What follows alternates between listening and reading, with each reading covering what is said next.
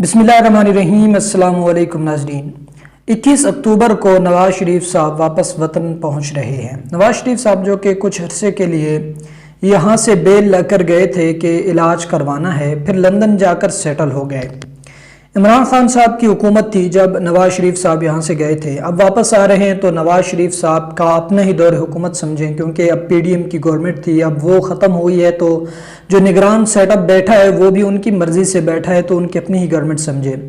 खैर, नवाज शरीफ साहब वापस वतन आ रहे हैं। इस मौके पर वज़ीर दाखिला, जो निगरान वज़ीर दाखिला हैं, उनकी तरफ से एक पैगाम जारी एक पैगाम आया है, या ऐसा कह लें कि उनकी तरफ से एक बयान आया है कि नवाज शरीफ साहब को वतन वापस पहुंचते ही गिरफ्तार किया जाएगा, क्योंकि वो एक मुजरिम के तौर पर यहाँ से जब गए थे तो ज़मानत पर थे। ज़मानत अब उनकी ख़त्म हो चुकी है। अब वापस वतन जैसे ही पहुंचेंगे उनको गिरफ्तार करके इमरान खान साहब के साथ अडयाला जेल में एक साथ रखा जाएगा। क्या ऐसा मुमकिन हो सकता है कि नवाज शरीफ साहब जो कि यहाँ से एक अदालत से फरार होकर गए थे, ऐसे समझ लें, तो उन पर केसेस चल रहे थे उस वक़्त जब वो यहाँ से गए थे, तो क्या उन केसेस की बिना पर नवाज शरीफ साहब को गिरफ्तार किया जाएगा?